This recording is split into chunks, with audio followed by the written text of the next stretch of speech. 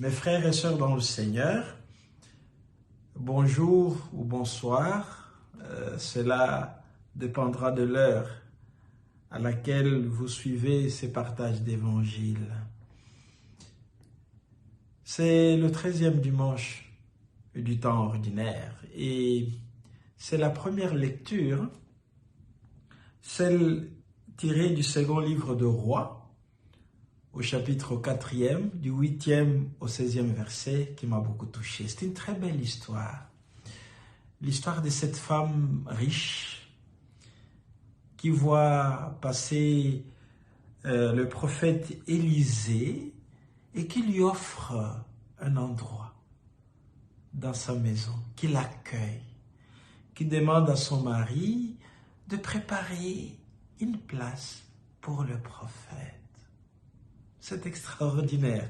C'est une femme riche et elle voit Élisée et perçoit qu'il y a là, à travers cet homme, une présence forte, évidemment la présence de Dieu.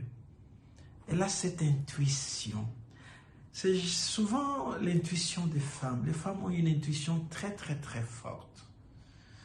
Donc la première chose que l'on peut dire est que cette femme est riche, mais en même temps elle est accueillante, elle partage. Et pourtant la femme a un problème. Elle est stérile. Elle n'a pas d'enfant. Et le représentant des dieux que le prophète Élisée demande à son serviteur, c'est qu'on peut faire pour cette femme. Sûrement, il est touché par sa gentillesse. Et c'est le serviteur. Remarquez que c'est le serviteur qui dit ça.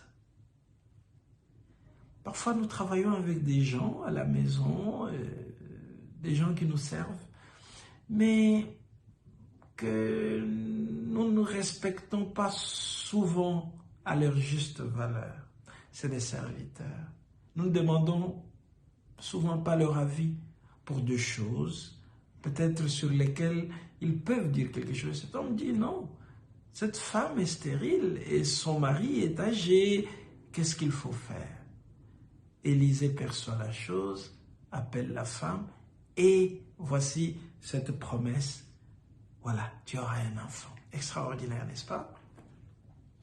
Et alors, à partir de ces éléments, cette femme riche, mais cette femme stérile, elle est en même temps riche et elle est aussi pauvre, vous voyez.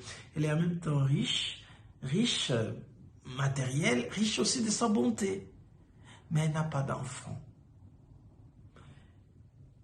Et elle reçoit la promesse d'une grande richesse, la richesse d'un enfant. Alors l'évangile, c'est vraiment extraordinaire.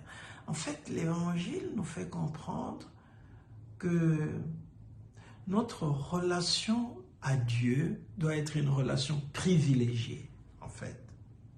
Et c'est ce que cet évangile, selon saint Matthieu, au chapitre 10e, du 37e au 42e verset, nous enseigne.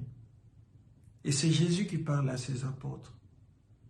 Celui qui aime son père, celui qui aime sa mère plus que moi n'est pas digne de moi.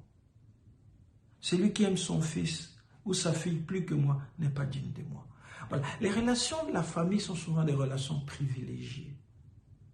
Et personne ne peut nous condamner d'aimer nos membres de famille. Mais le Seigneur nous dit non. C'est vrai, il ne nous refuse pas d'aimer nos membres de famille. Mais cet amour dépend du grand amour que nous avons envers le Seigneur. La femme riche reçoit la promesse d'un enfant parce qu'elle a considéré la présence du prophète comme une présence privilégiée. Demandons au Seigneur de nous rendre sensibles à la présence de Dieu à travers les hommes et les femmes que nous rencontrons. Et ayons confiance que lui nous donnera la richesse beaucoup plus grande si nous l'aimons plus que les autres, plus que toute chose sur la terre. Au nom du Père et du Fils et du Saint-Esprit.